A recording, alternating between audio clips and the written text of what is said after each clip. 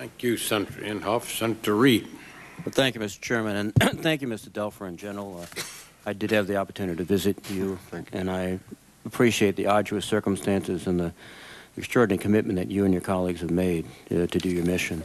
Mr. Duelfer, let me follow up on a question that the chairman asked about your perception of the threat prior to the invasion. I think you indicated that you thought there might be some stockpiles, but I don't want to put words in your mouth. But the question I have, at that point, did you think that that constituted an imminent threat to the United States and our interests?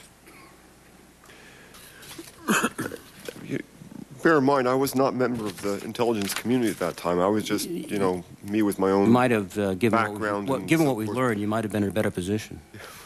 It was my judgment that Iraq retained perhaps a strategic reserve. In other words, a deterrent, not an offensive capability.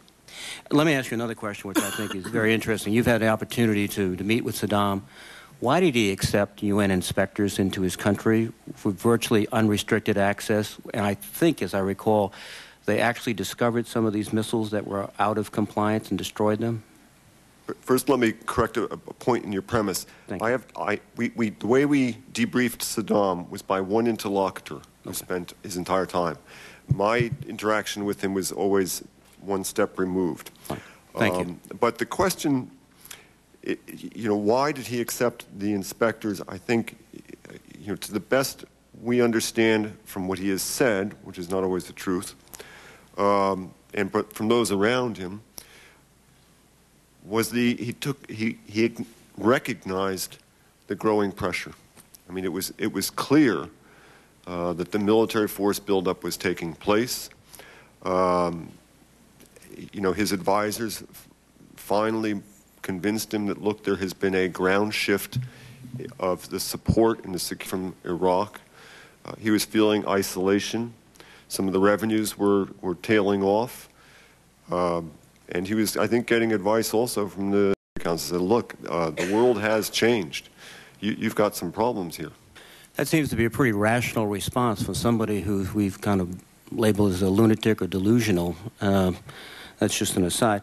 The inspectors on the ground, I presume, and you've got great experience as a former inspector, would probably be the best source of intelligence and information. They could have significantly increased our awareness of the true facts, and difficult to get at, I grant you, but yet they were prematurely removed, very abruptly removed. In your judgment, was that a wise decision?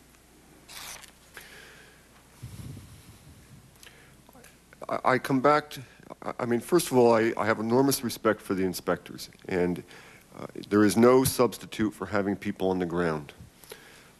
That provides a lot of information, it provides a deterrent, but I would come back to the question of, were those conditions sustainable?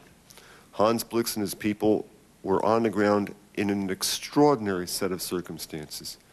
The United States had deployed a lot of forces. There was a crisis in the Security Council. And so when I ask myself the question, you know, were inspections working? You know, whatever you mean by that. I mean, and I'm asking myself that. But, you know, are you asking a question which is at one point in time, or is it over a continuum? And I find it hard to convince myself that the circumstances which allowed the inspectors to be successful to the extent that they were, I don't think those conditions were sustainable.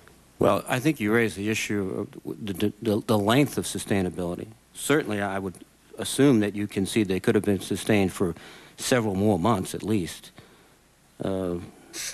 This coalition, this was a huge step by backing him down, forcing him to admit that the situation had changed, that the UN was going to crack down on him. And perhaps it wouldn't have lasted for 2 or 5 years indefinitely, but for 2 or 3 months, to 6 months, to 7 months, at which time we could have learned a great deal more about the very questions we're debating now.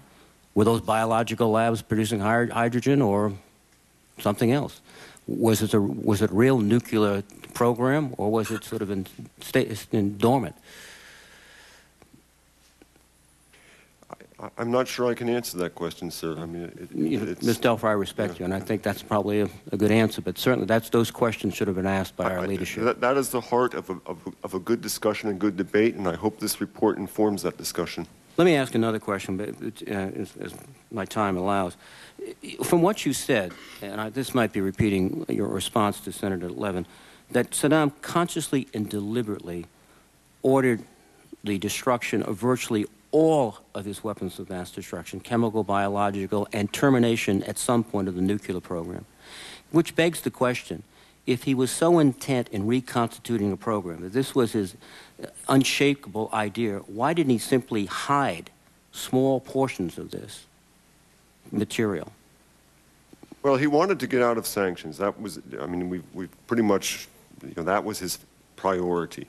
On a non-interference basis with that objective, he wanted to sustain, as we understand it, from talking with his advisors and him, he wanted to sustain the intellectual capabilities and some bits and pieces that are hard to duplicate of his programs.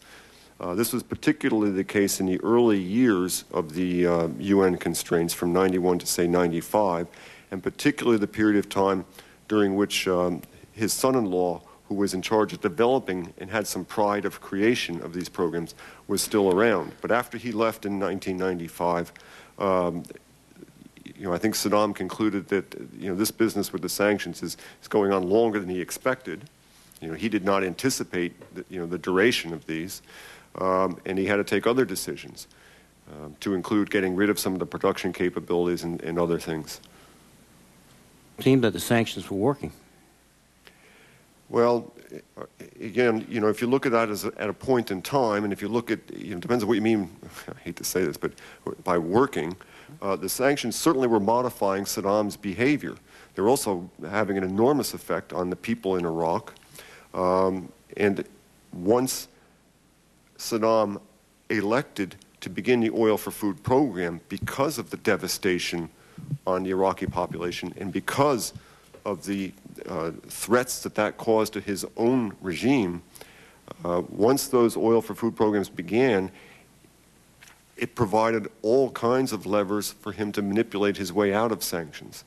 So, again, I come back to trying to avoid a static analysis and try to looking at a more dynamic analysis. What are the trends? Where is this headed? And I apologize if I sound like I'm disappearing into jargon here, but to me, I think that's a distinction with a difference. Well, thank you, Mr. General. Thank you. And my time's expired.